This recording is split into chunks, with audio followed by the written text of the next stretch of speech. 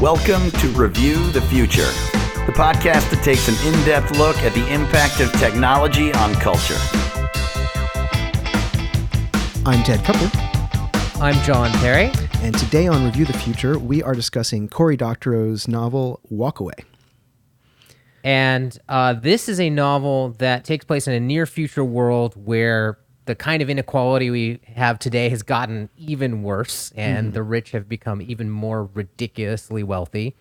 And largely as a result of that, it seems like the culture has, or the society has split into two different cultures. One which we'd call the default culture, which are people that still live under the old ways of capitalism. Right, it's like a hyper-capitalism kind of.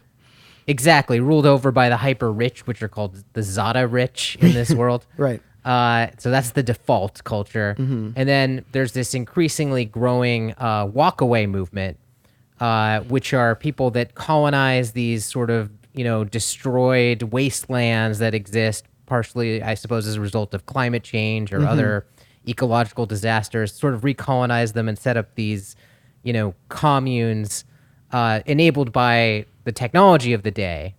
Right. And the main technology in the book, for the first half anyway, is like pervasive, high quality fabrication technology, like 3D printers, wet printers, things that can make food, things that can make buildings. It's like an automated vision of a post-scarcity world. Exactly. So most of the walkaway culture that we see, is aggressively non-hierarchical, right? Like no one is in charge. Right. Everyone gets exactly whatever it is they need. Everything is shared. And this is all possible because we have this world of abundance that's created by an intense level of automation that can, and it involves sort of going out into the wasteland and scavenging raw materials that can then be fed into all these different types of printers that are then used to create the stuff of life that you need. Right. And other people are like programmers who are programming things, routines for the printers to do and designs and stuff like that. But everyone does it voluntarily. It's kind of a very utopian, they keep calling it the first days of a better nation. That's their like propaganda slogan inside the walkaway movement. And they basically are trying to figure out a way to live in this abundant future that doesn't involve property or hierarchy. Those are like the main things that they're trying to avoid. So they don't own anything and they don't work for anyone or have any kind of meritocracy. In fact, there's like a kind of philosophical debate throughout the book about how much meritocracy is okay, and the main characters basically think none. Their position is you don't even want a leaderboard showing how many commits people have, because even that level of meritocracy incentivizes all kinds of bad acting and gamesmanship and stuff like that. Yeah, it seems like the novel more or less agrees with that perspective. I mean, we hear both points of view, so it's problematized a little bit. But I mean, most of the characters that we're close to in this world, are concerned about the kind of like game playing and stats fiddling and perverse incentives that show up like once you start, having metrics, right? The track like who's doing the most work, right? The theory being that causes people to be extrinsically motivated by, chasing these rewards, as opposed to like the deeper, more intrinsic motivation of doing something for mastery's sake or just to help the larger goals of the group. Right, or to feel useful or whatever. Right. Yeah, sorry, go ahead. Well, we're focusing on the world here, so I think we should just say that like there is, of course, characters and a plot here. But as with many Cory Doctorow pieces of writing, the focus here feels really on ideas. Yeah. And there's a long tradition of this in sci-fi, obviously. So that's kind of where we're going to focus our attention. I mean, I'm sure we'll end up talking about the characters and plot a little bit. But it's not what's most interesting to us about this story. Yeah, and I wouldn't say this is a plot-driven novel, so even if we do ruin it for you a little, I don't think you're missing that much. What's interesting about the book is the philosophical discussions, basically, that these different characters have, And one thing that Doctor is good at is coming up with characters who they may not feel like 100% real people all the time, but they have enough of a background and a position that it makes sense why they believe what they believe. And then he kind of uses them as philosophical sock puppets to discuss things that I think we're very interested in and have discussed here on the podcast. I mean, there's a big discussion of, work and worth and what you can do in a non-capitalist structure to have work and worth. And there's also more speculative discussions that come later in the book, which I don't know, we can get to later if you want. But I feel like, that is the most interesting part of it, is the sort of philosophies that are explored about what is ethical and what is preferable in setting up a society and in sort of advanced AI stuff as well. It's also, I think this qualifies as a utopian novel for the most part. I mean, it's not like there isn't bad things happening. That's funny. Again, there's tremendous like inequality, and there's like horrible things that happen. I mean, the super rich are essentially at war with the walkaways and chase them around and bomb them out of their various homes, which they then walk away from, which is one of the two meanings of the word walk away. Right. So, I mean, there's definitely conflict and drama, but I mean, by the end of it, you feel like the walk away way of life is winning and capitalism is crumbling. And the environment's kind of a disaster, but the sense is that, there is a better way that's actually going to make it. At least that's the sort of hopeful note I took from the book. Yeah. It does seem like it's an origin story for a utopia, but the action of the book almost feels like a war between a utopia and a dystopia, right? It's like there's this hyper-capitalist treadmill society where everybody's a temp their whole life except for the 0.01% who run everything. And then there's this utopian walkaway community that the second starts to get, big and interesting and really make some breakthroughs, gets targeted. And we are sort of treated to the beginning of a big war. And then in the epilogue of the book, we finally kind of find out that war did more to decimate the rich than it did to hurt the poor, and that the walkaways are, like you say, on the rise. I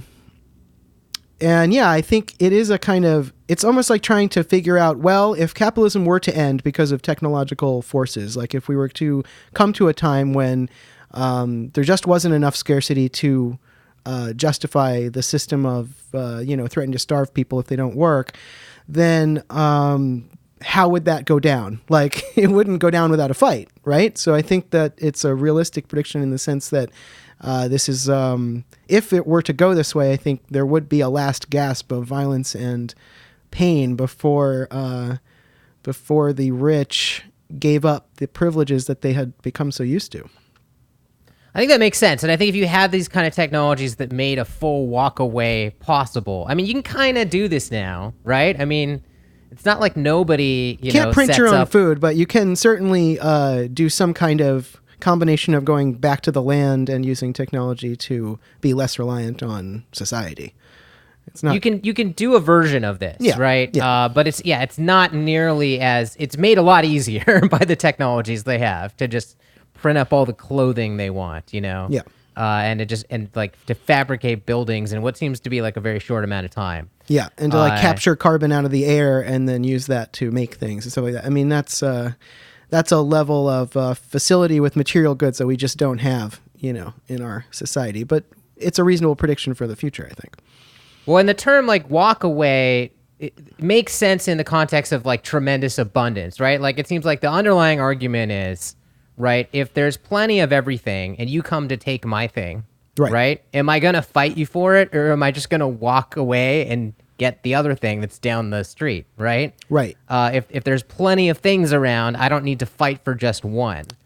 So that's certainly not true today. I mean, if you did set up a little walkaway community and people came to kick you off, I mean, it's not like you just easily move on to another place. But that's kind of the point they seem to be at, or at least that's the intended goal of the walkaway culture. And we see that dramatized pretty dramatically in one scene where one of these like walkaway communes has built this inn. Like it's more than an inn though. I mean, They it's a call place it where the people B&B, live. but it's like kind of it's kind of like a whole compound where people live and make things and work together in this under this philosophy. So you don't like have a room, you find a place to sleep at night and stuff like that.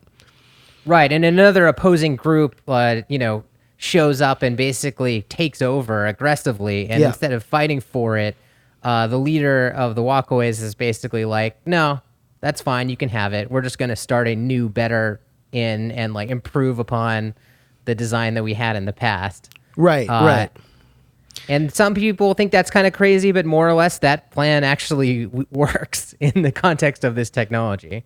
Yeah. The woman who walks away, who leads she was sort of leading the place before. She's not an official leader, but people respect her because she does the most work. And these meritocrats who take over her place, they say, "Hey, you have a lifetime pass here. You've done so much work. We believe in people who do work." And she defeats their whole meritocratic idea by just saying, "Well, I don't want that. I only want it if it's free for everyone." And so then they go and build this new, bigger one.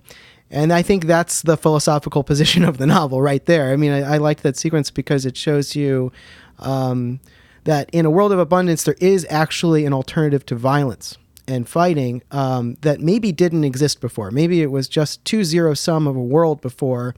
And if somebody came to your land and said, you had no choice but to fight. But now you do have a choice. You can just walk away and start again, and soon enough you'll have something better.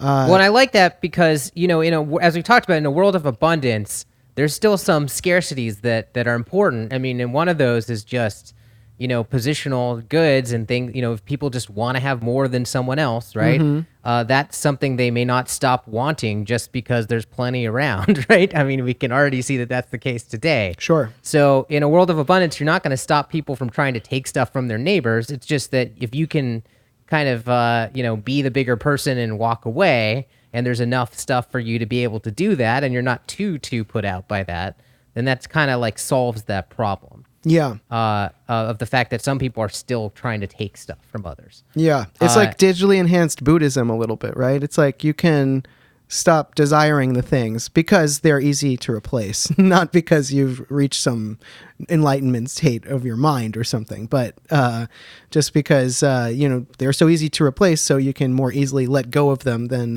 we're used to. A related philosophical point, too, is...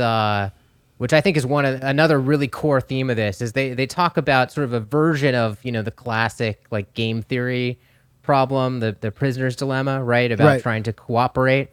Although the version that they give in the story that I feel like is most relevant is they call it the covered dish problem. Do you remember this? Right.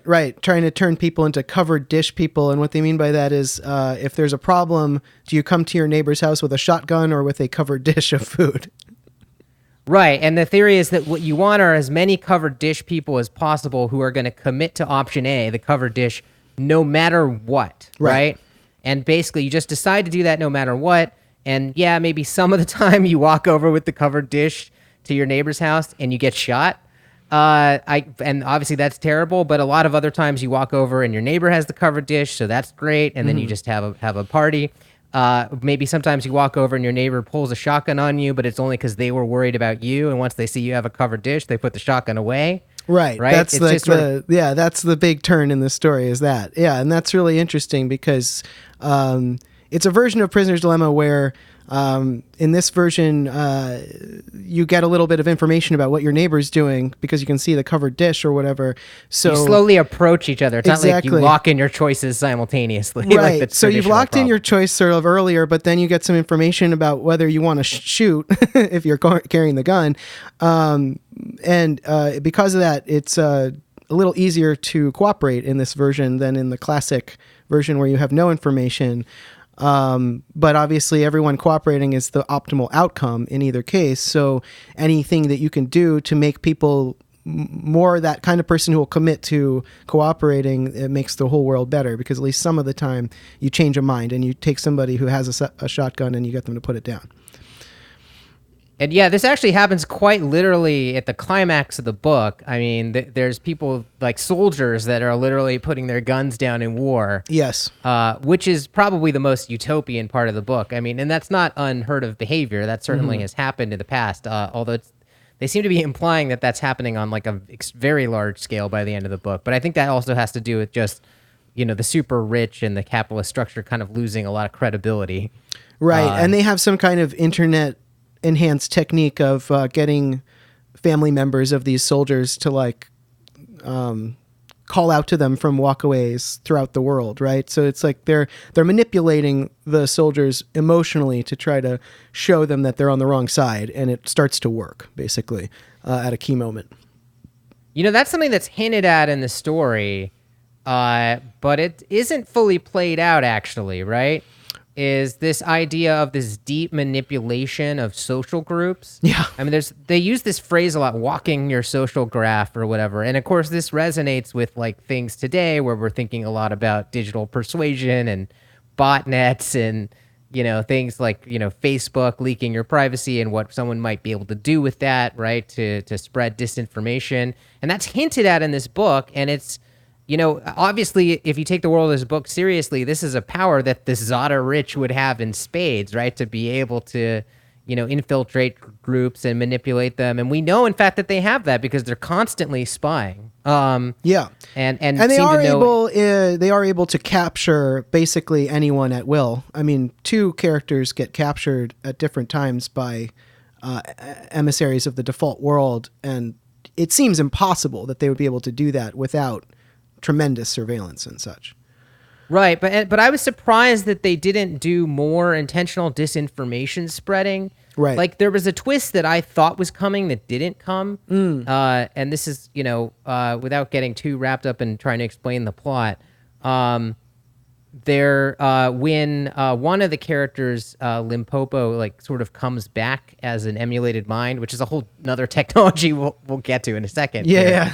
I thought that she was going to come back as like sort of a manipulator to like sow distrust in the group. I thought that they were even hinting that was the case, but there was never any, if there was any plots like that working in the background, then my point is the story never really brought those out. They kind of discussed, one of the characters definitely discussed like how you have to counter that by just kind of just trusting your buddies no matter what.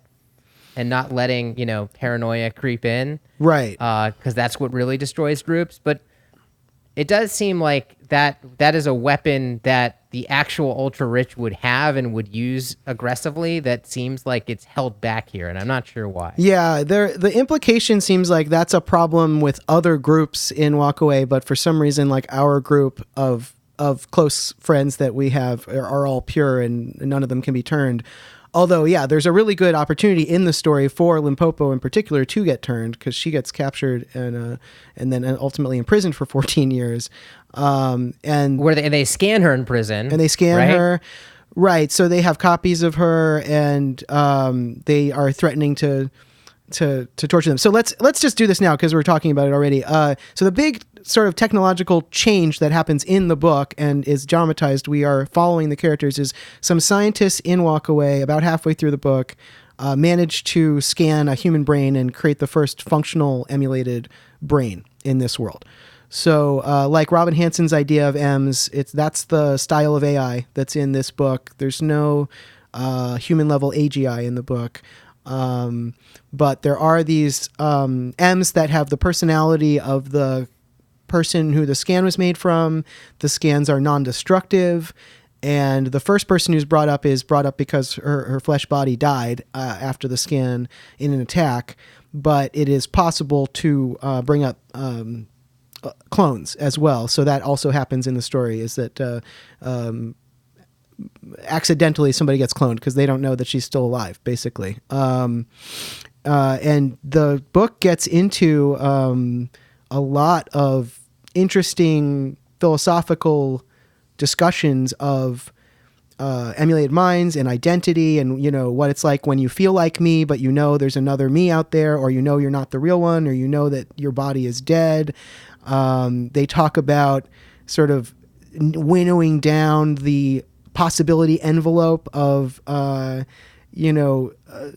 various tweaks they can make to the mind to make it okay with being a sim, which is what they call it. They use the same term David Marusek uses for these things, sims.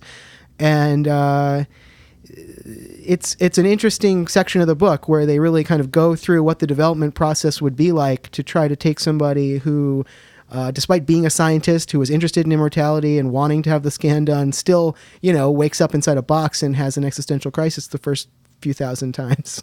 Yeah. Let's talk about like where it comes from, right? So Sure. One thing that's interesting is that, as far as we can tell, the sort of emulated brain technology first appears or first is achieved inside the WALKAWAY culture, which already is an interesting kind of take on this, because the way things have shifted, so many high-level scientists have walked away, and actually there's a WALKAWay University that a lot of them have congregated in, that actually major scientific developments are happening in this kind of open source alternate world, right?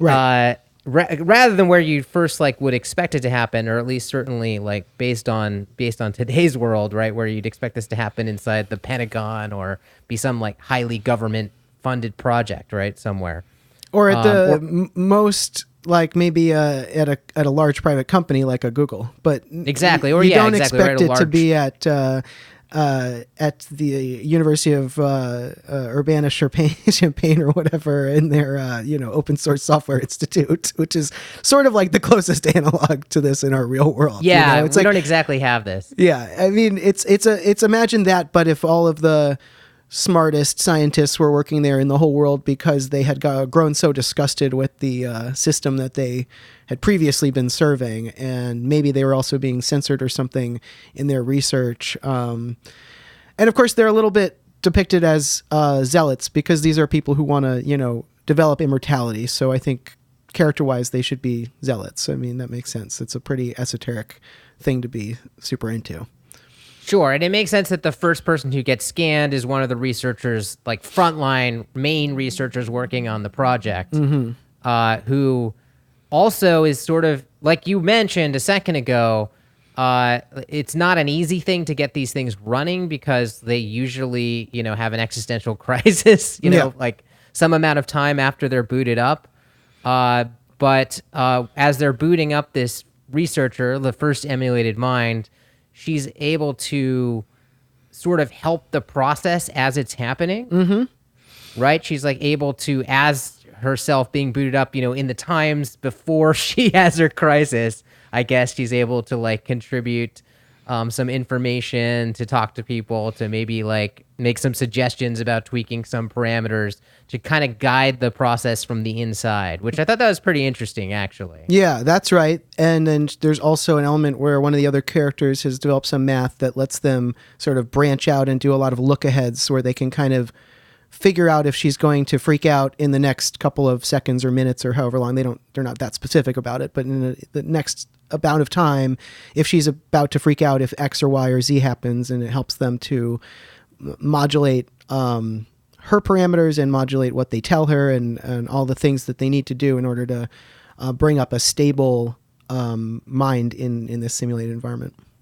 Well, the way they're able to get her to not have a crisis is they actually have to modulate her personality. I mean, this is treated very abstractly, right? Yeah. But they somehow contain her emotions, her feelings inside of some smaller acceptable range, right, that preserves, most of her personality, but strongly implies that the resulting emulated brain is not really an exact copy. It's some subset of that personality that could handle not having a body. Yeah. Without freaking out. And I think this, I want to highlight how this is pretty different from the Robin Hanson portrayal in The Age of M, right? Okay. Which makes certain assumptions in that book, right? I mean, one of the assumptions in that book, I believe, is that, it's pretty much a straight copy, and it's not super easy to tweak these things, at least initially. Technology would come later. Right.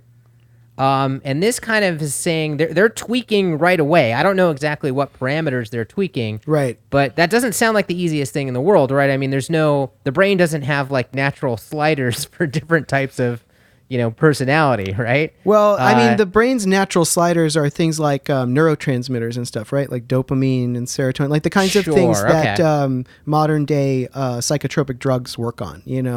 Like if you have antidepressant drugs, they are serotonin reuptake inhibitors, right? Or something like that. So I feel like they would have some sliders, but those sliders might be awfully crude. But maybe, honestly, the way to make a human scientist okay with being a simulation is basically just to give them a nice dose of digital Xanax. You know what I mean? I actually I liked how abstract it was, because it didn't get into, they just keep talking about their infographics. Like there's just like a bunch of charts basically, and they're sort of messing with the levels on these charts, but you don't know what any of the charts mean. And I think that's a good way to hand wave past it and say like, well, they've developed some knowledge of the brain in the next 40 years from now, or 50 years, or however long it is, and they're using that knowledge in the simulation. I kind of I'm willing to go with that. No, yeah, I am too. Although I think another way you could see this going that seems a little bit maybe more practical is if you scan 100 people and the first one has an existential crisis, you like try the next one, right? I mean, you keep going until you find the person that's naturally well suited to not having an existential crisis, and then that's the person you make thousands and thousands of copies of, right? That's sort of the Hansen take on this, right? Right. And in a voluntary world where this was developed in like a computer lab by a company, I would expect that to be what happens, because there's something potentially unethical about booting up a consciousness only to suffer and kill it thousands of times. But the book treats it in a kind of flip way, right? Like because it's, I think, a scientist who had thought through this before she's subjected to it.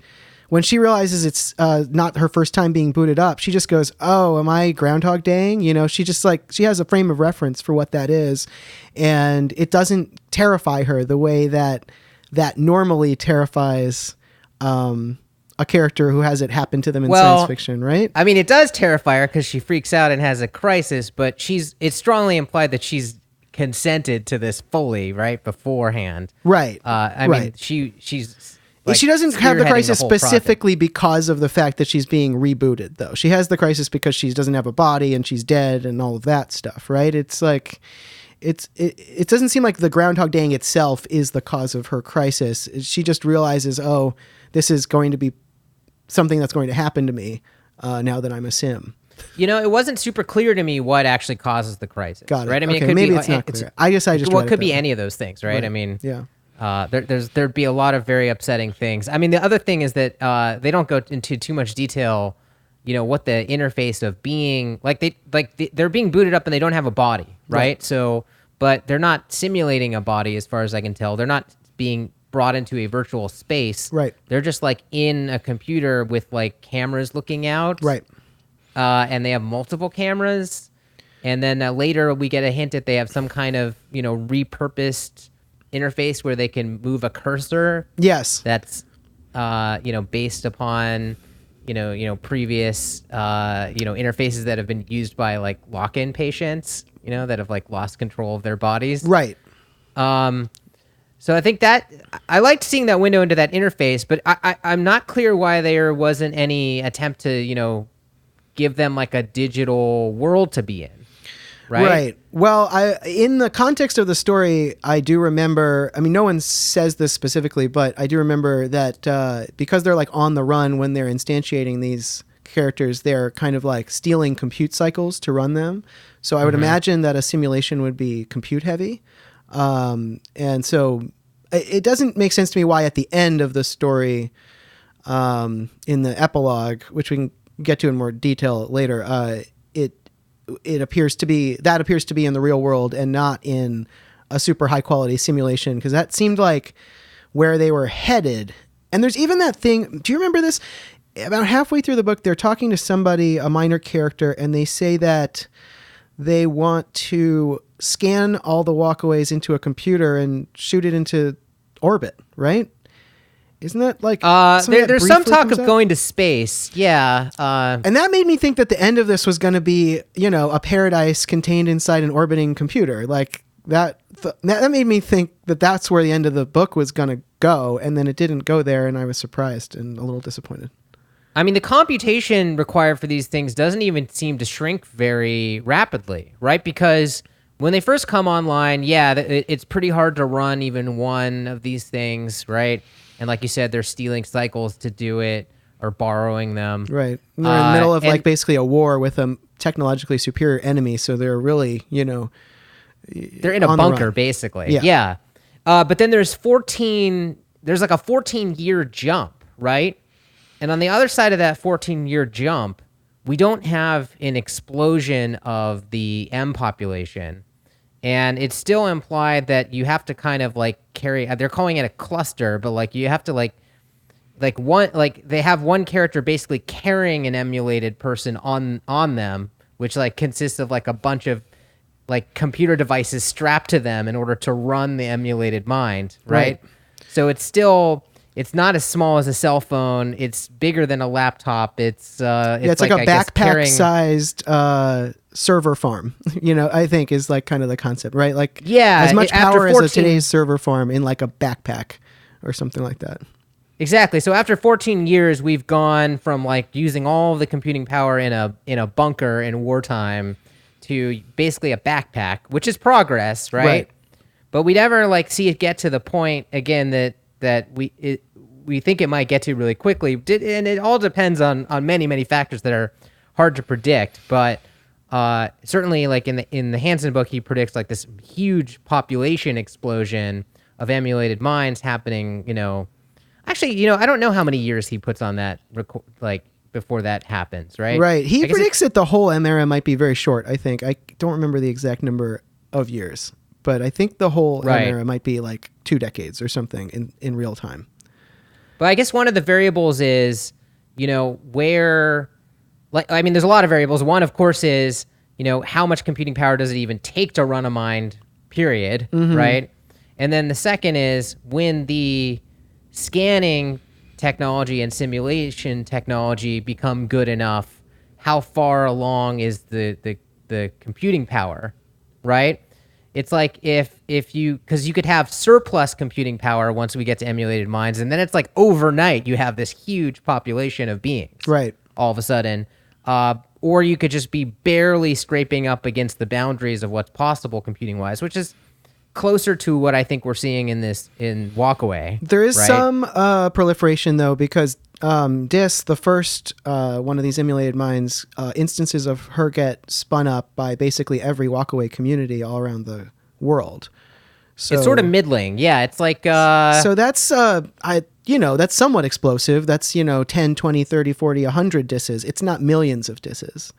It's not like runnable on consumer hardware. It's like runnable on, some sort of, professional grade supercomputer hardware, it sounds like. Maybe. Right. And also, they do mention at one point that she speeds herself up. So they talk about her running at 20x speed or something like that. So that is possible if you have the computing power, which is something else that Hansen talks about. You could clock them at different rates to match their computing power to their economic utility, is how he puts it. But since this is a post-scarcity world, they're not worried about the economic utility. They're worried about solving this problem quickly because there's an emotional reason to solve it or something. But yeah, it's an interesting approach, I think, to the emulated brain concept, and I think I think a lot of the changes that Doctorow makes from Hansen's predictions have to do with the world that it's happening in more than fundamental ideas about the technology. Like I think if the Zadas had succeeded in doing brain emulation, it might have gone down exactly the way Hansen describes. Well, they're already sort of in this like post-work utopia. Right. I mean, obviously people are doing jobs, or at least there's like jobs that are, I guess, the implication is there's not enough jobs being created in the default world, right? Yeah, you have stories of people being retirement age and they've only ever been a temp. So the idea is that jobs are being like kind of created and destroyed at a very fast rate, and there's not enough, I think, to go around. So there's definitely like a technological unemployment problem, although you can solve that by just becoming a WALKAWay and basically working on what you are interested in, which is something we've talked about going way back in the the podcast history. Yeah. Right? So like we're already sort of in that world at the beginning of the story when the M's arrive. So then the M's are not, whereas I think in the Hansen world, it's like, it's still a regular economy. There's been zero technological employment. The economy's marched on pretty much the way that it has always marched on. And then when you inject all of a sudden this like infinite resource, well, not quite infinite, but this very powerful resource of cheap human labor, then like pretty much like over a very short amount of time, all of the humans become unemployed, right? Because at that point it becomes way cheaper, to have like one really great worker scanned and copy them, thousands of times to do all your labor for you. Right. So I think it has to do with like, the shape of society and the predictions about employment, like leading up to the M achievement as far as like how it plays out. Right. Yeah. So this is a world of extreme unemployment and environmental degradation, as if, no changes had been made for climate change, and the rich had just been continued to just accumulate more and more, basically from now until the start of the book. So that may or may not happen, but I think if you take those as givens, then it makes a certain amount of sense that it might go down this way, where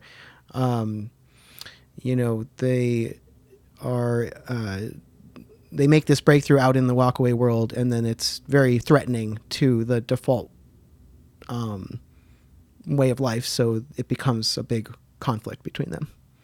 Yeah, I think the role it plays in the story is like, this is sort of, the last thing to be made abundant, right?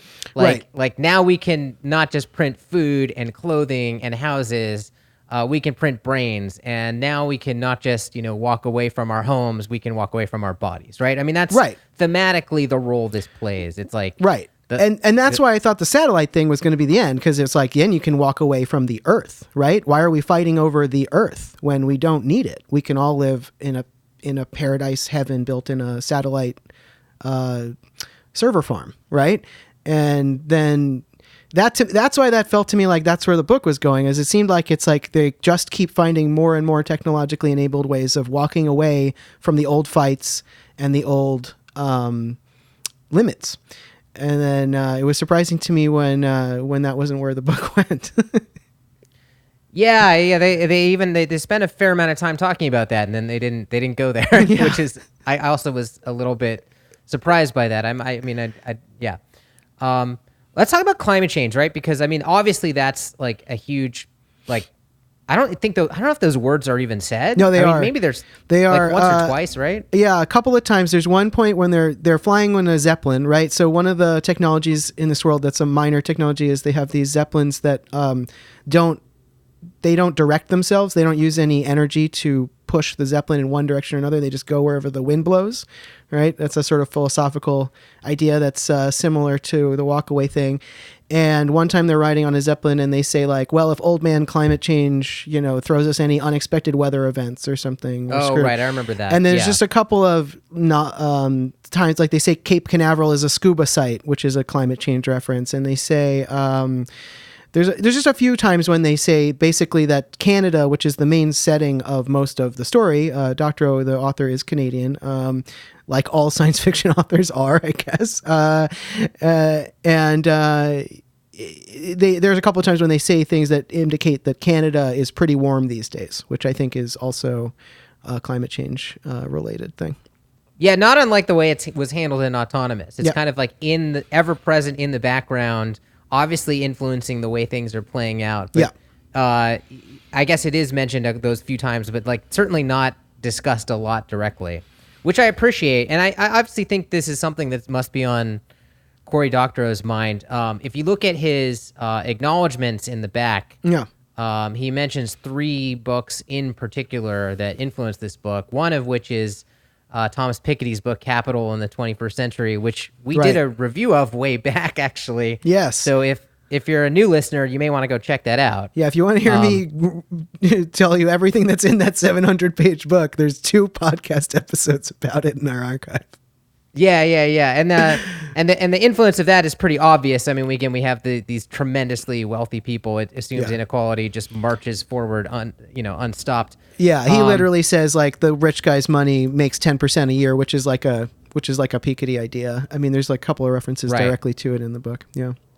But one of the other books that he mentions, which I haven't read, but I know a little bit about, which is relevant to climate change and to the book's thesis in general, is A Paradise Built in Hell by Rebecca Solnit. Right. Which is sort of a nonfiction history book about 5 famous catastrophes. I want to say Katrina's thrown in there, and maybe the San Francisco earthquake.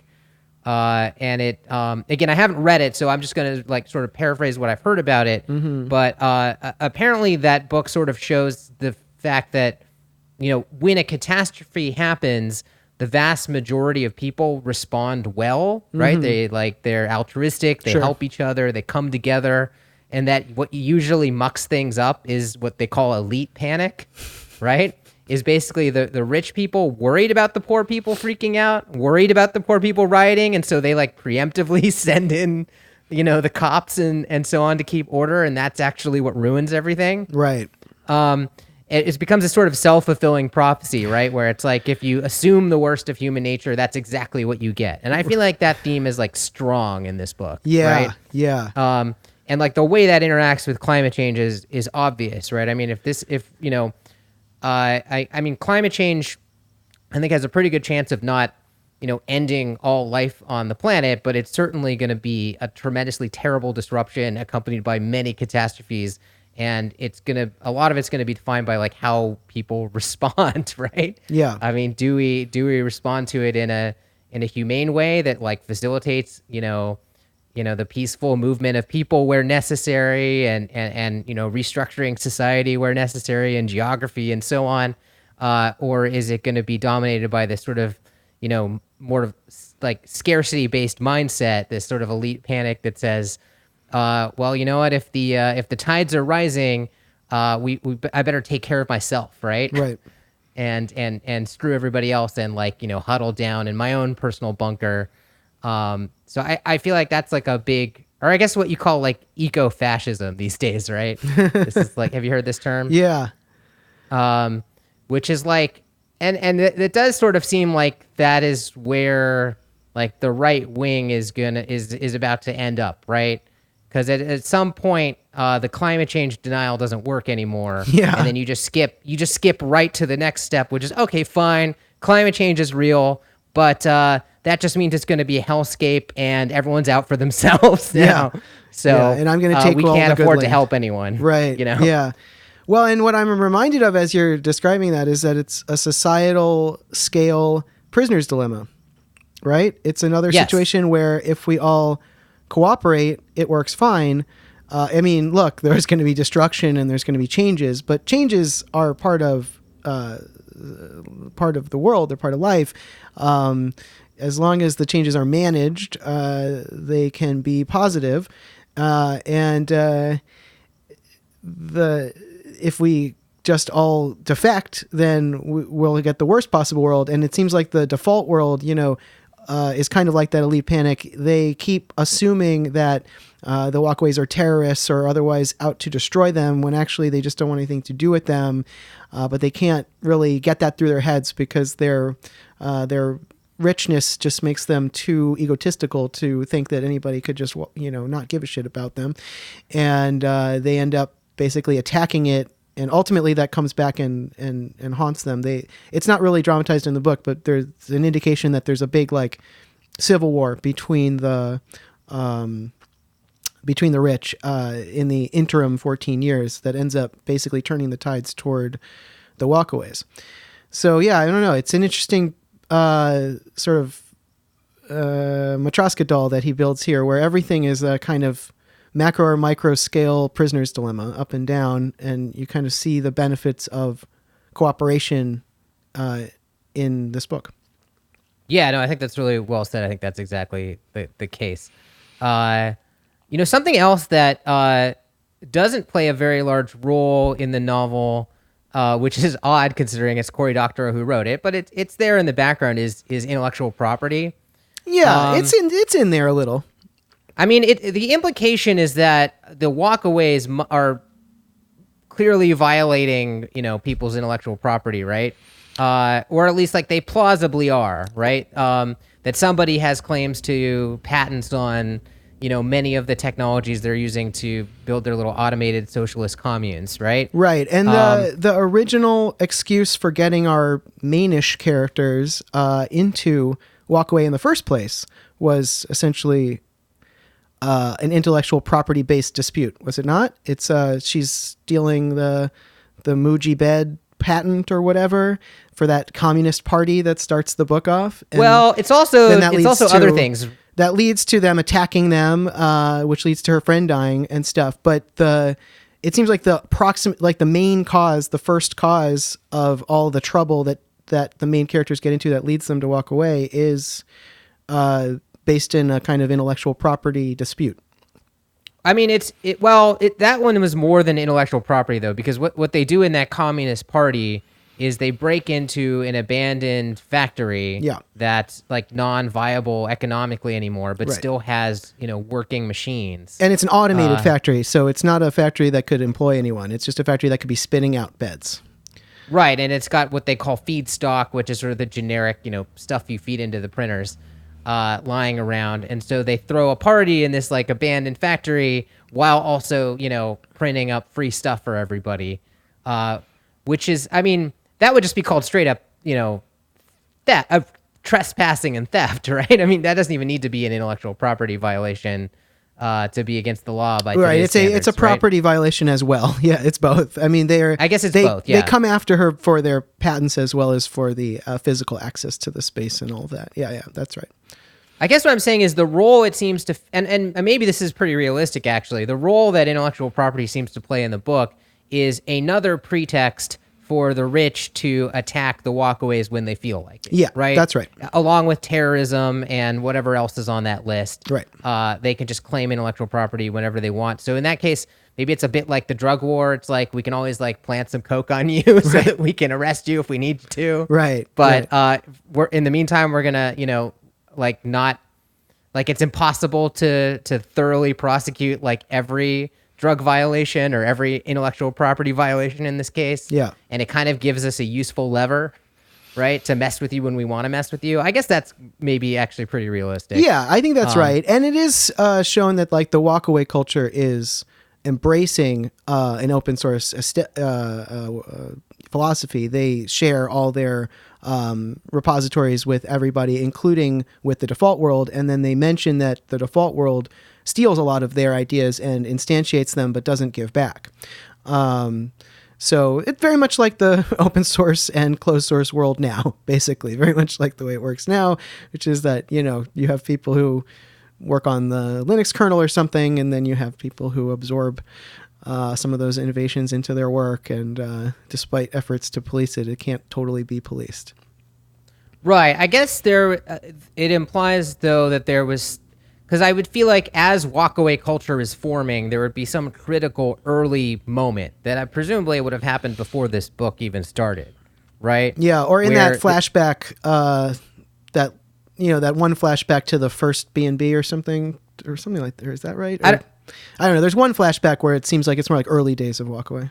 Yeah, but some early moment where it's just getting started. Yeah, and it's not immediately stamped out. Right, whereas it could have been, right, because they could have wielded the sort of like intellectual property club early on to sort of put a stop to it, especially with the broad surveillance that they have, that is not like today. I mean, today the reason that they don't stamp out all intellectual property violations is they don't quite have, the surveillance in place to do that perfectly. I mean, they also probably don't have buy-in from the culture to do it. I'm sure that's a factor too.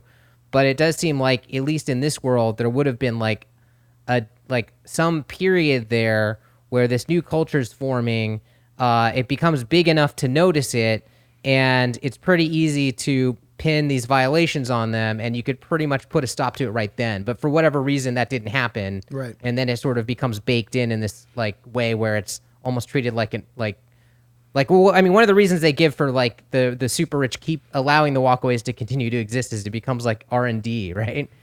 like which you were just hinting at a second ago, right? It becomes like, I don't know. I guess what I'm getting at here is like it's not entirely. I would love to know a little bit more about why they are allowed to exist as much as they are.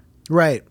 I mean, they throw out some of the possible reasons in the novel, but I feel like that is an interesting question if we're thinking about, how this would actually play out. Yeah. Well, it's one question that I think Autonomous answers more definitively and better.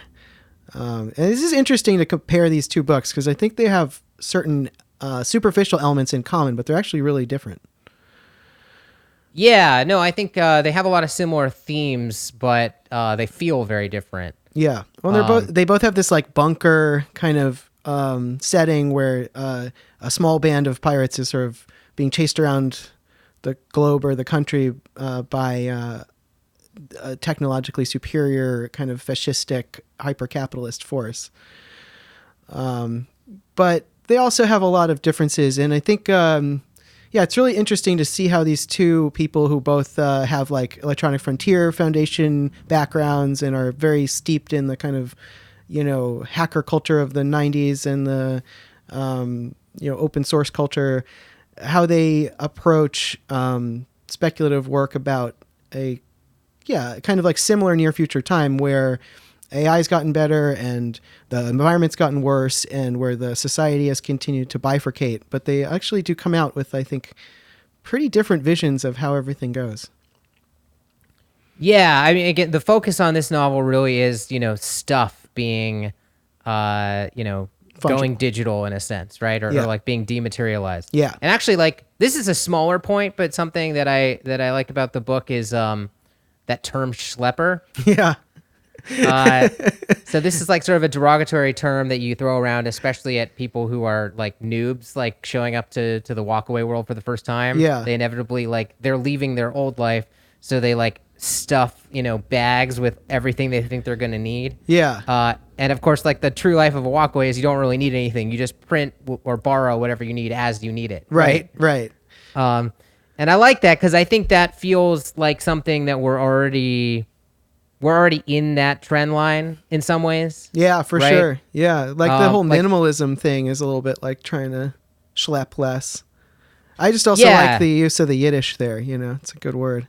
Well, it's a good choice of word for that. It's funny. Yeah. And I mean, already now when I travel, I feel like I can travel with a lot less than I used to. And I mean, we're mostly talking about stuff that's like made it into the cloud. So it's not like literally clothes. But yeah, I could see a relatively near future where it would not make sense to pack most clothes. Right. Because like the hotel would have a printer where you would just borrow clothes and then like throw them back in some hamper that recycles them or something. Sure. So I don't know. I thought that was interesting. Yeah. I don't know. I think that covers like most of the like big ideas in the book. Yeah. Again, we haven't. I don't think we need to go into every little detail. I mean, people should read the book. It's full of great, random, weird little world building ideas. Doctorow's great at that. He's been doing these kind of books for a long time, and this book feels like it sits in the universe that he's already developed. It uses some technological ideas and some jargon that I've seen in other books of his.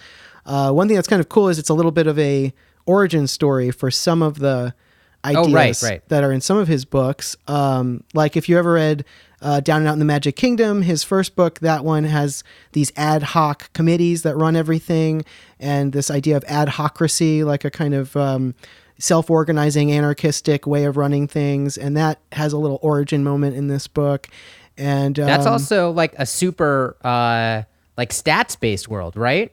That is, yes, that's a super like meritocratic Disneyland or Disney World rather in that book, which is frowned upon by most of the characters in this book, as we sort of touched on, right? But it is seen as a different philosophical strand that's in the world. So you could imagine that maybe those are the people who took over Disney World.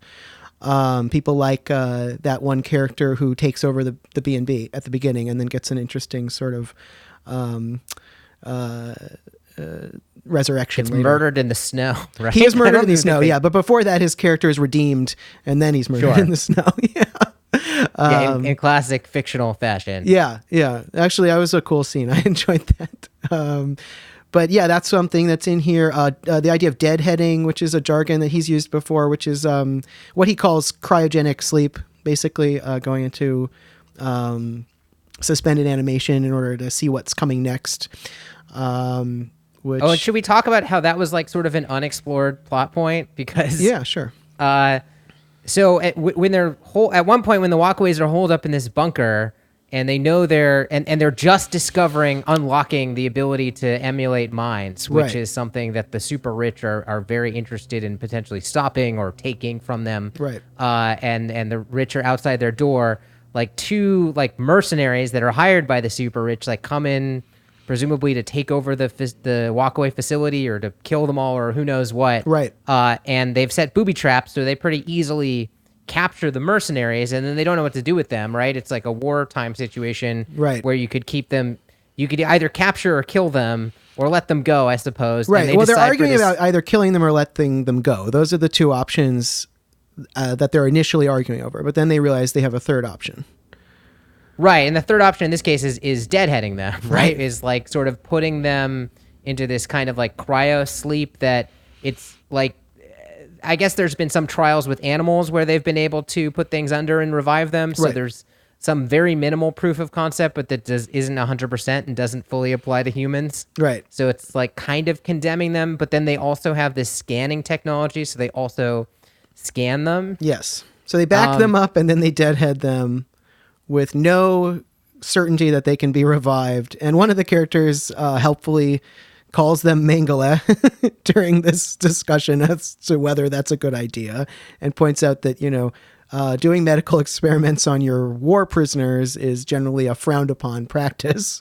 Yeah, I really liked this part of the book. Yeah, because one of the characters has this like philosophical position that like actually it would be better to just kill them than to subject them involuntarily to this weird experiment. Yeah. Which I can see either side of that argument, but it's definitely an interesting position to have. Mm-hmm. And there's also this sense of like, oh, are they doing something that will be looked on in the future? Like, because this is a momentous occasion, right? This is the day they defeated death.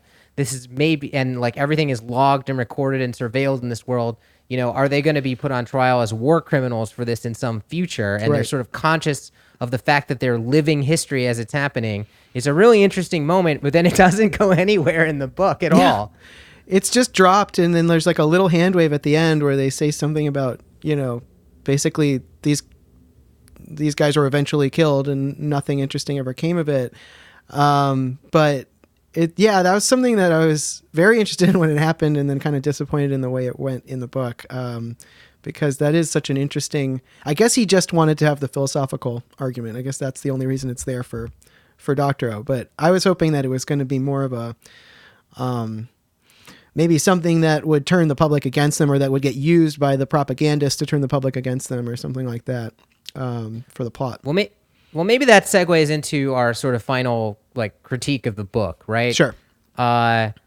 Which is, we can give it a grade if we want. I'd probably give this novel, maybe I don't know. For ideas, I'll go ahead and give it an A, right? If we want to split those things. Sure. But on story and plot and character, I give it more like a C+ or something. Like, it's just not the strength of this book. It's so, know that going in, and I don't know, maybe other people will relate to these characters more than I did, or like find some of the moments more dramatic, but I just didn't feel like we were talking earlier, right, about the situation, like one of the major characters is the daughter of a super rich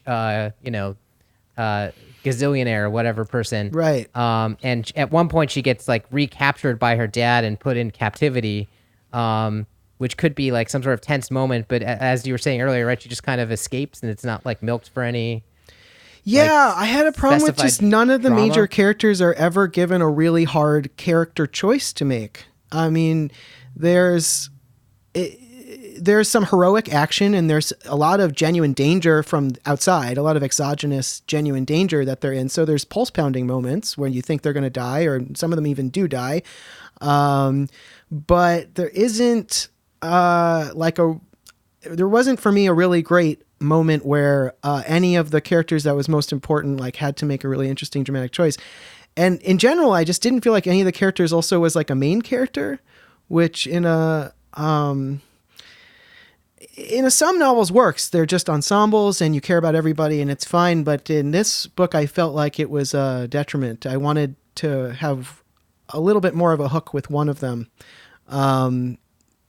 Just be a little bit closer to their perspective, a little bit more subjective with them. It was it's like there's backed off book. There's like the trappings of drama, right? There's like a lot of sex and violence and arguments, but there's like, it never quite locks in that way that you want a story to lock in, where you're like really with a character, like you really fully understand what they want or like the tough situation they're in. And like you said, they have to make a tough choice or something. And, or maybe they don't have to make a tough choice, but it's like, you're really not sure if they're going to succeed at something, where a lot's riding on it and you really understand the stakes. It just never feels like that weighty. Right. I mean, you feel sometimes that they're not going to succeed at surviving, like because their enemy is so powerful, but it doesn't feel like it's really coming from them. It feels like it's kind of arbitrary. Like if the enemy pulls it off, they die. And if the enemy fails, then they live kind of, the characters aren't as active as I wish they were, basically. And I mean, it might be like a consequence of the world structurally, right, that he's set up, right, which is like the super rich are kind of all powerful, so they are kind of like this like deus ex machina that really decides things, right in most cases. And then like to the extent that the walkaways can fight it, the way they fight it is the most passive way possible, right, which is by walking away, so like where like, and there's not, I mean, going back to the idea of the daughter who's like captured by her super rich father, that felt like it was building up to one of these classic sequences where her friends are going to break her out. Right. But that doesn't end up how it works, right? No, it's like, no, she breaks herself out because she gets a chance and she's just like smart. So she takes it. Is essentially what happens. Right. Yeah. Which sort of probably makes more sense given the rules of the world than somehow her friends being able to help her. Yeah. I don't know. But the drama of it just isn't. I mean, the one dramatic choice she's given in her escape is she could have an easier time escaping if she was willing to kidnap her sister, right? But she says, no, I'm not willing to do that, and then just does it another basically better way.